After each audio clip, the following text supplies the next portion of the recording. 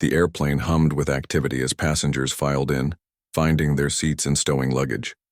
Two teenage girls made their way through first class, their movements poised, yet relaxed. The older sister pointed to their assigned seats by the window, and they settled in, buckling up and arranging their belongings. "Is this your first time flying alone?" asked the younger sister, her voice barely audible over the airplane's ambient noise. "We've flown together before," the older one replied with a small smile. "Remember last summer?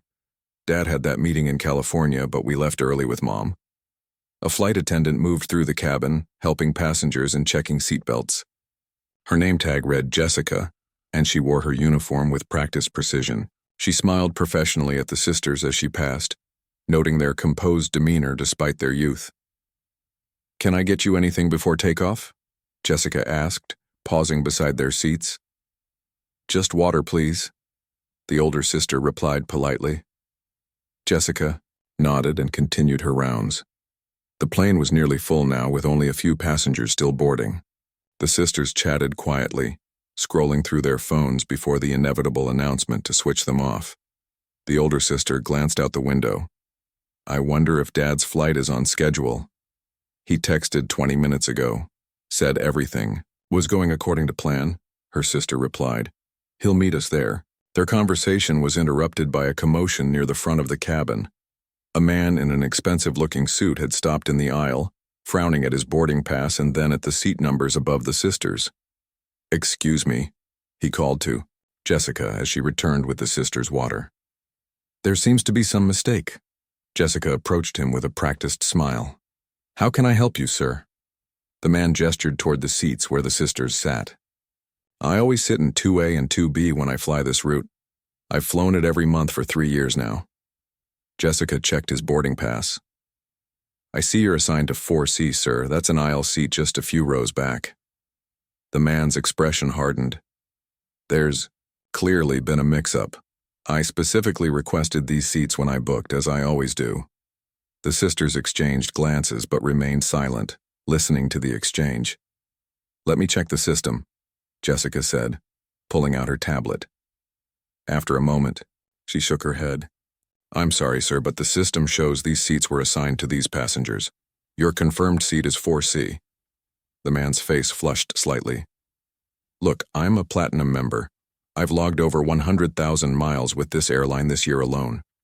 Surely, these kids wouldn't mind moving to different seats?" At this, the sister's posture stiffened almost imperceptibly. The older one straightened her back while the younger one's fingers tightened around her phone. Jessica hesitated, her eyes darting between the imposing businessman and the two young girls. The plane was full. Moving them would mean downgrading, them from first class or splitting them up. "Perhaps you girls wouldn't mind moving," Jessica finally suggested, her voice taking on an apologetic tone. "This gentleman is one of our most valued customers." The older sister spoke up, her voice calm and measured. "We're sorry, but we were assigned these seats specifically. Our party will be joining us shortly, and it's important we stay in these seats." The businessman scoffed. "Your party? What, more teenagers?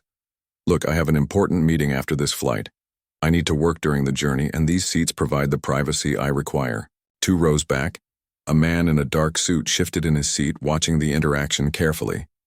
He made brief eye contact with another similarly dressed individual across the aisle. Neither moved yet, but both seemed alert to the escalating situation.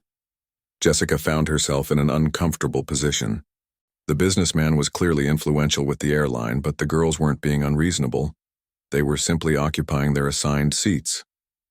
"Sir, perhaps we could offer you a complimentary beverage or meal service as an apology for the inconvenience," Jessica suggested. "That's not the point," the man insisted, his voice rising enough that nearby passengers turned to look. "It's about principle. I've been a loyal customer for years, and I'm being displaced by—" His eyes narrowed as he looked at the sisters. "Who are you girls traveling with anyway? Where are your parents?" The younger sister opened her mouth to respond, but her sister touched her arm gently, silencing her. "Our father will be joining us momentarily," the older one said simply. "Jessica, feeling the pressure of other waiting passengers and the growing tension, made a decision. Girls, I'm very sorry, but in this situation, I think it would be best if you moved. We can find you nice seats in another section. Is there a problem here? Came a new voice, deep and immediately commanding attention. The cabin seemed to still as passengers turned toward the sound. Standing in the entryway to first class was a tall man with a familiar face, now lined with a few more years of experience than when his image had been a fixture in news reports and history books. Behind him stood a woman whose elegance and poise were unmistakable, her expression questioning as she took in the scene. The flight attendant's eyes widened in recognition. The businessman's mouth opened slightly, words failing him. "Dad," the younger sister called out, her face brightening. "Mom!" The former president of the United States smiled warmly at his daughters before turning his attention to Jessica and the businessman. "I believe my daughters are seated here," he said pleasantly, gesturing to where the girls sat. "Is everything all right?" Jessica's professional demeanor momentarily cracked as she realized her mistake. "Mr. President, I didn't realize." There was a confusion about the seating arrangement. The businessman had taken a step back, his earlier confidence evaporating. "No issue at all," he said quickly. "Just a misunderstanding. I'll take my assigned seat." As the businessman retreated to his actual seat, the former First Lady made her way to her daughters, placing a gentle hand on each of their shoulders. "Everything okay?" she asked quietly. "Fine now," the older sister replied with a small smile. Jessica stood frozen, mortification washing over her. "Sir, madam, I sincerely apologize for the confusion. I didn't recognize." Her voice trailed off. The former president nodded understandingly. "No apology necessary. These things happen." His voice was kind but carried an undercurrent that acknowledged what had transpired. "I'm sure everyone is just eager to get underway." As the former First family settled into their seats, whispers rippled through the cabin. Passengers discreetly took out phones, eager to share their unexpected travel companions with friends and family before the flight took off. Jessica returned to her duties, her movements now slightly hurried, her cheeks flushed with embarrassment. As she passed the businessman, now seated in 4C and staring intently at his laptop, she couldn't help but notice how small he suddenly appeared. The plane began to taxi, and the sisters leaned in close to their parents, no doubt sharing details of the encounter. The former president listened attentively, his expression thoughtful rather than angry. As the plane gathered speed and lifted into the air, Jessica couldn't help but reflect on what had just happened and what it revealed about how quickly she had been willing to displace two young women of color at the insistence of an entitled white man. The realization sat uncomfortably in her chest as the ground fell away beneath the aircraft, a weight that wouldn't be easily shed even as they climbed into the clouds. The tension in the first-class cabin lingered even after takeoff. Jessica avoided making eye contact with the former First family as she prepared the drink service, her cheeks still flushed with embarrassment. She couldn't stop replaying the scene in her mind, how quickly she had sided with the businessman, how easily she had asked those girls to move without questioning why. 20 minutes into the flight, Jessica steadied herself and approached their row with the drink cart. "What can I get for you?" she asked, her voice professional but unable to mask her discomfort. "Just water for me," the former president said with a polite smile. "I'll have cranberry juice, please," his wife added, looking up from her book. The girls requested their drinks too, and Jessica carefully handed them over, trying not to let her hands shake. As she placed a napkin beside the former president's water, she gathered her courage. "Sir, I want to apologize properly for what happened earlier," she said quietly. "I made assumptions I shouldn't have." He looked at her thoughtfully. "We all make assumptions sometimes." "That doesn't make it right," she replied. "I should have handled the situation differently." The former First Lady glanced up. "What matters is how we learn from these moments," she said, her voice kind but direct. Jessica nodded, grateful for their graciousness, yet still feeling the weight of her actions. She continued down the aisle with her cart, stopping at row 4C, where the businessman sat typing furiously on his laptop. "Something to drink, sir?" she asked. He barely looked up. "Scotch. Neat." Then, as she reached for the bottle, he added more softly, "I didn't know who they were." Jessica paused. Would it have made a difference if they weren't who they are? The question hung in the air between them. The businessman accepted his drink without answering, quickly returning to his laptop as if the screen could shield him from the discomfort of self-reflection. 3 rows behind them sat a middle-aged couple who had witnessed the entire boarding incident. The woman leaned toward her husband. "Can you believe what happened?" she whispered. "The nerve of that man. And the flight attendant didn't even stand up for those girls until she knew who their father was." Her husband nodded. "Makes you wonder how many times something like this happens without a famous parent stepping in." "Exactly," she agreed. "I'm going to say something to that flight attendant when she comes by." When Jessica reached their row, the woman didn't hesitate. "Excuse me," she said firmly. "I saw what happened during boarding, and I just want to say it was very disappointing to watch." Jessica's professional smile faltered. "I understand, ma'am. Doe." "You?" the woman pressed. "Because those girls deserve to be treated with respect regardless of who their parents are. They had assigned seats. That should have been the end of the discussion." Jessica felt her throat tighten. "You're absolutely right," she admitted. "I made a mistake." The husband, seeing Jessica's genuine remorse, softened slightly. "We all have blind spots," he said. "The important thing is to recognize them." Jessica nodded gratefully and continued her service, each interaction feeling like a small judgment on her character. She had been a flight attendant for 8 years and prided herself on treating all passengers equally, yet today had exposed a bias she hadn't fully acknowledged to herself.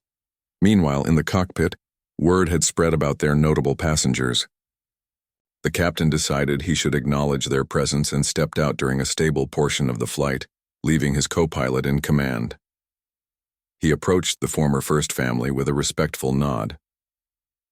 "Mr. President, it's an honor to have you and your family aboard today. I apologize for any inconvenience during boarding." The former president shook his hand. "No need for apologies, Captain. And please, I haven't been Mr. President for some time now." "Once a president, always a president, sir," the captain replied with a smile. "If there's anything you need during the flight, please don't hesitate to ask." As the captain returned to the cockpit, the older daughter turned to her father. "Dad, you didn't have to say anything to the flight attendant. It wasn't a big deal." He looked at her with eyes that had witnessed both the highest offices of power and the everyday indignities faced by people who looked like them. "It is a big deal," he said gently. "Not because of who we are, but because of what happened. No one should be asked to give up their rightful place simply because someone else feels more entitled to it." His wife nodded in agreement. "And it's important for you girls to understand that standing your ground isn't about being difficult. It's about dignity." The younger daughter frowned. "But what if we weren't your daughters? What if we were just regular teenagers? Nobody would have stepped in then." Her father's expression grew serious. "That's why those of us who can speak up must, and why I'm proud of you for holding your ground before we arrived." The conversation paused as the plane encountered some turbulence. The seatbelt sign dinged on, and Jessica's voice came over the intercom, professional and clear, instructing all passengers to return to their seats. Across the aisle, a young man who had been pretending not to eavesdrop couldn't help but be moved by the family's conversation. He'd voted for the former president twice and had admired him, but seeing him as a father, hearing him speak to his daughters about dignity and standing up for themselves, gave him a new perspective. When the turbulence subsided, Jessica resumed her duties, making her way back through the cabin. She noticed the businessman in 4C had finished his scotch and was now staring out the window, his laptop closed. "Another drink, sir?" she asked. He turned to her, his expression different, less entitled, more reflective. "No, thank you," he said. Then after a pause, "I've been thinking about what you asked earlier, about whether it would have made a difference if I had known who they were." He shook his head slightly. "The answer should be no. It shouldn't matter. But I reacted the way I did because I thought I could. Because I'm used to getting my way. He sighed. Not a comfortable realization at 53. Jessica appreciated his honesty. I think we're both learning something today. As she moved on, she found herself near the former first family again. The girls were watching a movie together on a shared tablet, their heads bent close, laughing at something on the screen. Their parents were reading, he with a historical biography, she with what appeared to be a legal brief, yellow sticky notes marking various pages. Jessica gathered her courage once more. "Excuse me," she said softly, not wanting to disturb the girls. Both parents looked up.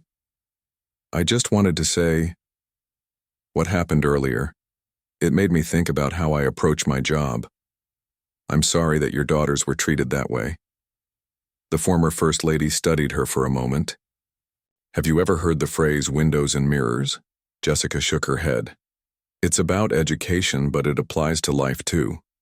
We need windows to see into the experiences of others, and mirrors to reflect on our own actions and beliefs. Today provided both, didn't it?" Jessica nodded, struck by the wisdom in the simple analogy. "Yes, it certainly did." The former president added, "The hardest work is the work we do on ourselves. Recognizing our blind spots is just the beginning." As Jessica returned to the galley to prepare for meal service, she found herself reflecting on how a routine flight had turned into such a profound lesson. The businessman had assumed his status entitled him to special treatment. She had instinctively backed him up, despite the girls having done nothing wrong. And all of it had unfolded in front of a man who had once been the most powerful person in the world, yet who still had to worry about how his daughters would be treated when he wasn't around. The meal service began, and as Jessica moved through the cabin, she noticed small changes in how passengers interacted with each other. More smiles, more patience, more awareness. It was as if the incident had rippled through the plane, reminding everyone of basic human dignity. By the time they reached cruising altitude, the atmosphere in the first-class cabin had transformed. What had begun with tension and confrontation was evolving into something unexpected, a shared experience that prompted reflection. Jessica realized that while the flight would eventually end, the lessons from this encounter would stay with her long after they touched down. As the plane cruised at 35,000 feet, the meal service concluded, and the cabin settled into the rhythm of mid-flight quiet. Some passengers dozed, others worked on laptops, and a few, like the former first daughters, were absorbed in a movie on their shared tablet. Jessica moved through the cabin collecting trays and offering coffee, her movements more deliberate than before. The businessman in 4C had barely touched his food. When Jessica approached to take his tray, he looked up at her with an expression she couldn't quite read. "Everything okay with your meal, sir?" she asked. "Fine," he replied, then hesitated. "Actually, no. Nothing's fine." His voice was low enough that only she could hear. "I keep thinking about what happened earlier." Jessica waited, sensing he had more to say. "I've been on hundreds of flights," he continued. "I'm used to getting what I want because I've earned it through my loyalty to this airline. At least that's what I tell myself." He glanced toward the former first family. "But those girls had just as much right to their seats as I did to mine. More, actually, since they were assigned there." Jessica nodded, appreciating his honesty. "It's easy to fall into patterns of thinking," she said. "I did too." "The thing is," he said, rubbing his forehead, "I have daughters too. If someone had treated them that way, I would have been furious." The realization seemed to hit him anew as he spoke the words. He shook his head slightly. "I need to make this right somehow." Jessica gathered his tray. "Perhaps an apology?" He nodded, though he looked uncertain. "Yes, though I'm not sure they'd want to hear from me." "You might be surprised," she replied. "I found them quite gracious when I apologized." As Jessica moved away, she noticed a woman across the aisle watching the exchange with interest. When their eyes met, the woman gave her a small, approving smile. It was a tiny gesture, but it felt significant. an acknowledgement of growth happening in real time. In row 2, the former president excused himself and stood to stretch his legs. He made his way toward the lavatory at the front of the cabin, nodding politely to fellow passengers who tried not to stare but couldn't help themselves. One young boy, about 10 years old, looked up from his video game as the former president passed. "My grandma says you changed history," the boy said matter-of-factly. The former president paused, smiling down at him. "History is changed by ordinary people doing extraordinary things every day," he replied. "Your grandma sounds very wise." "The call," boy beamed. "She has all your books. She makes me read them." "And what do you think of them?" the former president asked, genuinely curious. The boy scrunched up his face in thought. "Some parts are boring," he admitted, causing his mother beside him to look mortified. "But I like the stories about when you were a kid."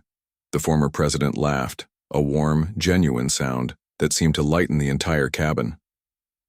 "Those are my favorite parts too," he confided.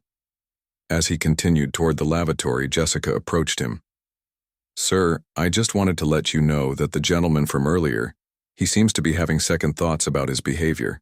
He mentioned wanting to apologize." The former president nodded thoughtfully.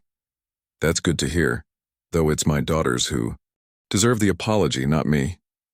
"Of course," Jessica agreed. "I just thought you should know." When he returned to his seat, he leaned over to his wife and whispered something that made her raise an eyebrow, then nod. After a brief family conference, the older daughter stood up and made her way to the lavatory, deliberately passing by the businessman's seat. The businessman looked up, clearly surprised to see her standing there. He removed his headphones. "Excuse me," the older daughter said, her voice carrying the same measured dignity as her father's. "I'm on my way back from the restroom, and I just wanted to say that I hope the rest of your flight is going well." It was a simple courtesy, but the intention behind it, the offering of an opportunity, was clear. The businessman seemed momentarily stunned by her graciousness. "Thank you," he said. Then, gathering himself, "Actually, I owe you and your sister an apology. My behavior during boarding was inappropriate. I made assumptions I shouldn't have made." The girl nodded, accepting his words. "Thank you for saying that. It takes courage to admit when we're wrong." "You sound like my oldest daughter," he replied with a hint of a smile. "She calls me out when I need it." "Sounds like someone I'd get along with," the girl said, returning his smile before continuing back to her seat. The exchange was brief but powerful, witnessed by several nearby passengers who had been following the unfolding drama since boarding. One elderly woman dabbed at her eyes with a tissue, moved by the simple act of reconciliation. Meanwhile, in the galley, Jessica was preparing for another round of drinks when she was joined by her colleague, Thomas, who worked in economy class. "So," he said in a low voice, "is it true? The Obamas are in first class?" Jessica nodded. "Yes, and please keep your voice down. They deserve their privacy." "Of course," Thomas agreed. "It's just, I voted for him, both times. I'd love to just say, thank you. They're very approachable," Jessica said. "But maybe wait for a natural moment. They've already had enough attention today." Thomas raised an eyebrow questioningly. Jessica sighed. "There was an incident during boarding. A passenger wanted their seats and I didn't handle it well." She briefly explained what had happened. Thomas listened without judgment. "We all have moments that don't show our best selves," he said finally.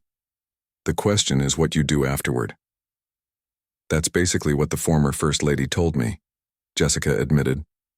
"She talked about windows and mirrors, seeing others' experiences, and reflecting on our own." "Smart woman," Thomas commented. "Always was." The plane hit a patch of turbulence, ending their conversation as they secured loose items in the galley. When the aircraft steadied, Jessica returned to the cabin with fresh drinks. As she approached the former First Family's row, she noticed the younger daughter writing intently in a journal, her brow furrowed in concentration. Her older sister was reading a thick novel, occasionally making notes in the margins. "Would anyone like a refreshment?" Jessica asked. The former president requested water again, while his wife opted for hot tea. The girls asked for ginger ale and apple juice. As Jessica carefully placed their drinks, the younger daughter looked up from her journal. "I'm writing about what happened today," she said, "for my social studies class. We're studying social dynamics and power structures." Jessica smiled, impressed but not surprised by the girl's academic focus. "That's a perfect, real-world example." "That's what I thought," the girl agreed.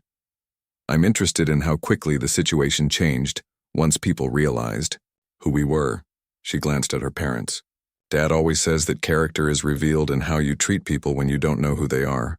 Her father nodded. "And in how you treat people who can do nothing for you," he added. Jessica felt those words settle deep within her. How many times had she given preferential treatment to first-class passengers simply because of their status? How often had she made assumptions about people based on their appearance or age? As she moved away, the businessman approached the former First Family's row, standing respectfully at the edge of their space. Jessica slowed her cart, watching from the corner of her eye. "Excuse the interruption," he said. "I've already spoken with your daughter, but I wanted to apologize to all of you. My behavior earlier was inexcusable." The former First Lady studied him thoughtfully before responding. "Thank you for saying that. It takes character to acknowledge when we've been wrong." The former president extended his hand. "What's done is done. Let's move forward." The businessman shook his hand, visibly relieved. "Thank you, sir and ma'am." He nodded to both girls. "Enjoy the rest of your flight." As he returned to his seat, several passengers who had been pretending not to watch the interaction exchanged glances. Something small but meaningful had transpired. A human moment of accountability and forgiveness. The flight continued on, the tension from earlier completely dissolved. Jessica found herself moving through the cabin with a lighter step, the weight of her earlier mistake lifted by the opportunity to learn from it. Near the end of the drink service, she found herself beside the 10-year-old boy who had spoken to the former president earlier. "Can I have another soda?" he asked hopefully. "One is the limit," his mother reminded him. The boy sighed dramatically. It was worth a try. Jessica smiled at him. "How about some water with a little juice mixed in? That's what I drink when I'm thirsty but don't want plain water." "Okay," he agreed. As she prepared his drink, he looked at her with curiosity. "Did you know who they were right away?" he asked, nodding toward the former First Family. "Not right away, no," Jessica admitted, keeping her voice low. "But they're famous," the boy said, clearly puzzled. His mother touched his arm. "That's the point, sweetheart. People should be treated well because they're people, not because they're famous." The boy considered this, his young face serious. "So if I'm nice to everyone, I'm covering all my bases, right?"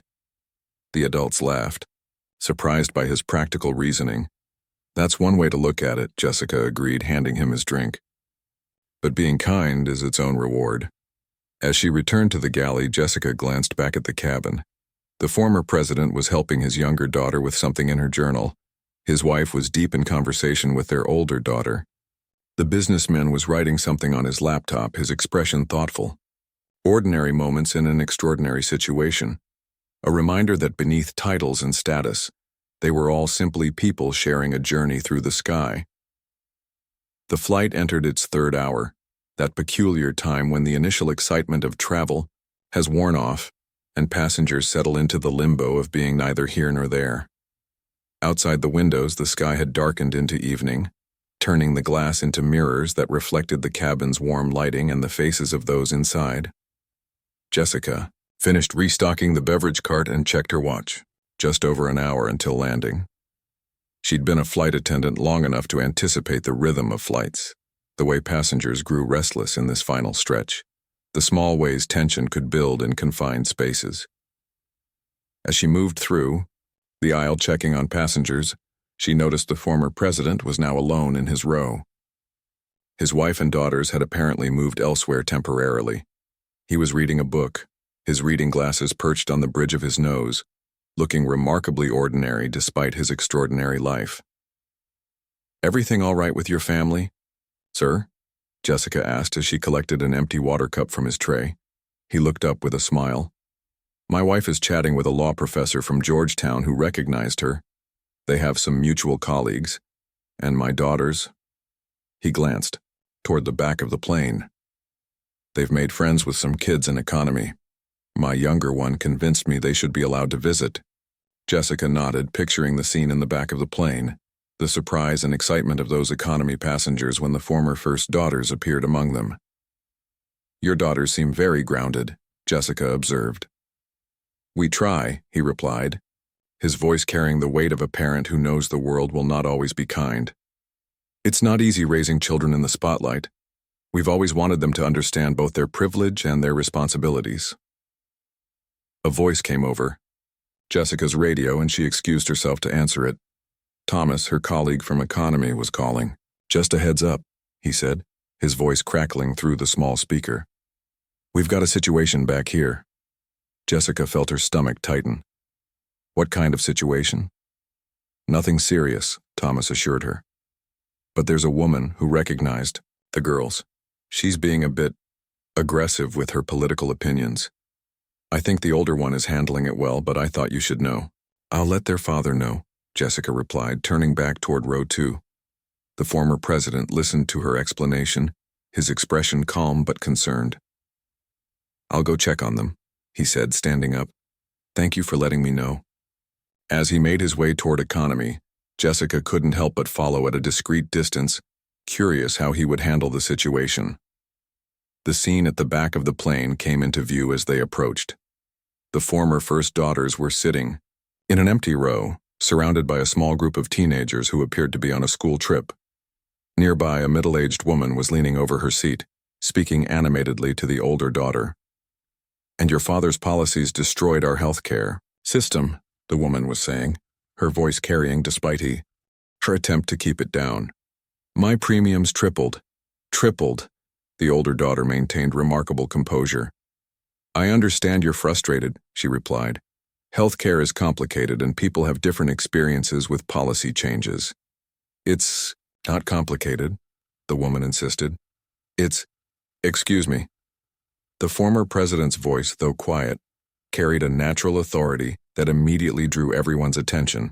I believe I heard my name mentioned. The woman turned, her eyes widening as she realized who had joined the conversation. The teenagers fell silent, staring in awe. Mr. President, the woman stammered, clearly caught off guard.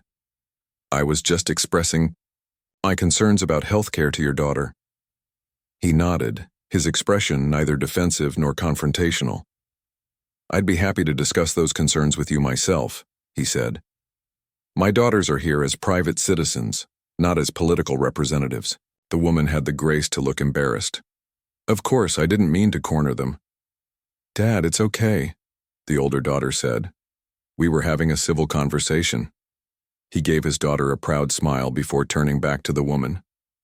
Healthcare reform wasn't perfect, he acknowledged. No major policy ever is. I'm genuinely sorry your premiums increased. That wasn't the intention. The woman seemed disarmed by his directness. I appreciate that, she said, her tone softening. It's just been hard for my family. I understand, he replied, and I'd like to hear more about your experience if you're willing to share it.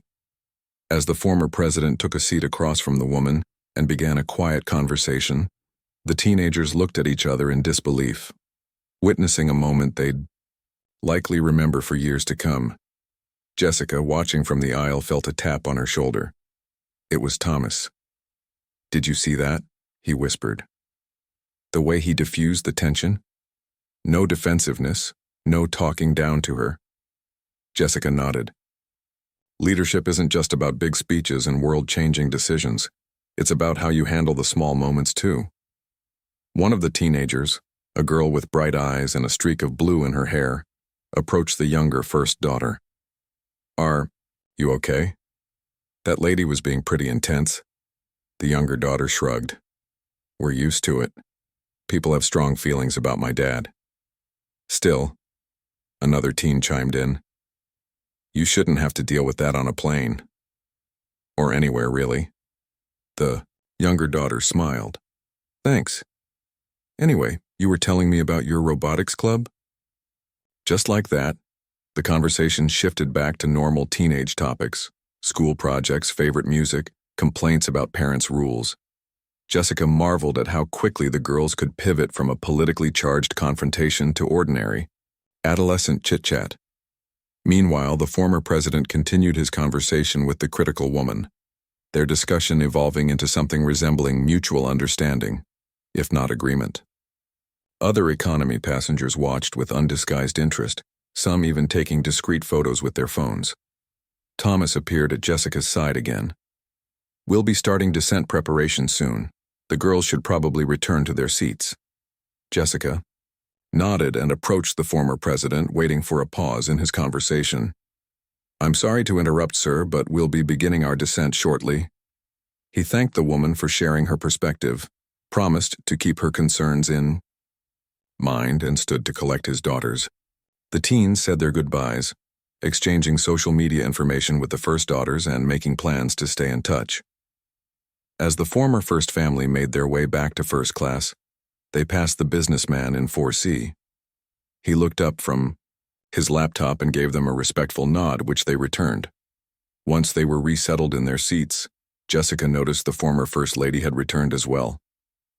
She was listening intently as her husband quietly recounted what had happened. In economy, you turned it into a teaching moment, she said when he finished, her voice carrying a hint of admiration despite years of marriage. For everyone involved. He shrugged. I just didn't want the girls to bear the brunt of someone's frustration with me. That's part of being in public life, she reminded him gently. They'll face more of that as they grow up. I know, he sighed, but not on my watch if I can help it. The plane began its descent, the change in altitude causing ears to pop and babies to cry. Jessica moved efficiently through the cabin, checking that seatbelts were fastened and tray tables stowed. When she reached the former first family's row, she found them already prepared for landing, everything in order. I want to thank you, the former first lady said unexpectedly as Jessica checked their seatbelts. Thank me? Jessica was surprised. After how I behaved during boarding, the former first lady shook her head. For showing growth, for acknowledging a mistake and learning from it. That's all any of us can do. Jessica felt unexpected emotion rise in her throat. Thank you, ma'am. That means a lot. As she moved on, checking the rest of the cabin, Jessica passed the businessman who had caused the initial confrontation. He was staring out the window, his expression contemplative. Preparing for landing, sir, she reminded him. Please make sure your seat is upright. He adjusted his seat and then looked at her directly. I've been thinking about this whole flight, he said. About entitlement and assumptions, about how I behaved. Jessica waited, sensing he had more to say. I have 3 daughters, he continued. I've always taught them to stand up for themselves, to know their worth. Yet today I tried to make someone else's daughters feel less worthy of their space. He shook his head. It's not who I want to be. Recognition is the first step to change, Jessica offered. He nodded thoughtfully. Maybe this flight was exactly what I needed. The plane descended through clouds, the city lights below growing closer. Jessica returned to her jump seat and buckled in for landing. As the wheels touched down with a gentle bump, she found herself reflecting on the journey, not just the physical distance covered, but the emotional territory they had all traversed. A simple flight from one city to another had become something more, a microcosm of society, with all its flaws and potential for growth. Mistakes had been made, apologies offered, lessons learned. Boundaries had been both challenged and respected. Conversations had taken place that might never have happened on solid ground. And as the plane taxied to the gate, Jessica realized that everyone on board, from the former leader of the free world to the ordinary passengers in economy, was carrying something new with them as they prepared to disembark. Something that couldn't be packed in a suitcase or carried in a hand, but that would perhaps change how they moved through the world tomorrow. The plane came to a complete stop at the gate, and the familiar chime signaled that passengers could unbuckle their seatbelts. Despite the late hour, A buzz of energy filled the cabin as people reached for bags in overhead compartments and checked phones that had been in airplane mode for hours. Jessica stood near the front of the plane preparing for deplaning. Through the cockpit's open door, she could see the captain finishing his post-flight checks. He caught her eye and raised an eyebrow questioningly. Jessica gave a small nod and smile, silently communicating that everything had gone well with their notable passengers. "Ladies and gentlemen," the captain's voice came over the intercom. "Welcome to our destination. Local time is 9:45 p.m., and the temperature is a pleasant 68 degrees. On behalf of our entire crew, I'd like to thank you for flying with us today." As passengers began to stand and gather their belongings, Jessica noticed the former president remain seated, allowing others to move first. His family followed his lead, showing none of the impatience that often characterized first-class passengers eager to be the first off the plane. The businessman from 4C collected his laptop bag and paused in the aisle. He seemed to be debating whether to say something more to the former first family. After a moment's hesitation, he simply nodded respectfully in their direction and moved toward the exit. "Thank you for flying with us," Jessica said as he reached the door. He stopped briefly. "This was certainly a flight to remember," he said quietly. Then with unexpected candor, "I'm going to call my daughters tonight when I get to my hotel. I need to make sure they know that they never need to give up their seat for anyone." Jessica smiled. "That sounds like an important conversation." As he left, she watched him walk up the jetway with a different posture than he'd had boarding the plane. Less entitled somehow, more thoughtful. The deplaning continued steadily, with many passengers slowing as they passed row 2, trying to catch a glimpse of the former first family without being too obvious. The former president acknowledged them with warm nods but remained engaged in conversation with his wife and daughters. The 10-year-old boy who had spoken to the former president earlier walked by with his mother. He stopped abruptly at their "Oh, I drew this for you," he said, holding out a piece of paper to the younger daughter. "Since you're writing about today for school." She accepted it with genuine interest. On the paper was a child's drawing of the airplane with stick figures inside, some larger than others, clearly meant to represent adults and children. One figure stood out, drawn taller than the rest. "Is this my dad?" she asked, pointing to the tallest figure. The boy nodded. "And that's the man who wanted your seats," he said, pointing to another figure. "And that's you and your sister saying no." In the drawing, the stick figures resenting the girls had speech bubbles containing the word "no" in capital letters. "I love it," she said with a grin. "Can I keep it?" "That's why I made it," the boy replied matter-of-factly, before his mother gently urged him forward. When most of the first-class cabin had emptied, Jessica approached the former first family. "There's a staff member waiting to escort you through the terminal," she informed them. "Whenever you're ready." The former president thanked her, then turned to his family. "Ready?" His wife nodded, gathering her purse, while the girls collected their backpacks from under the seats. As they stood to leave, the older daughter turned to Jessica. "Thank you for everything," she said. "Today had some rough moments, but I think everyone learned something." Jessica was struck by the maturity in her words. "I certainly did," she admitted. "And I want you to know that what happened during boarding, that's not the standard we aim for." "We know," the younger daughter chimed in. "Dad always says you can't judge a whole system by one bad experience." Her father placed a gentle hand on her shoulder. "Though we should always work to make the system better," he added, "so fewer people have those bad experiences." The former First Lady stepped forward, extending her hand to Jessica. "It takes courage to acknowledge when we've made a mistake," she said. "That's something I always tried to teach in the East Wing, that true leadership includes accountability." Jessica shook her hand, feeling the weight of the moment. "It's a lesson I won't forget," she promised. As the family prepared to exit, Thomas, the flight attendant from economy, appeared at the front of the plane. His eyes widened when he saw the former president standing there.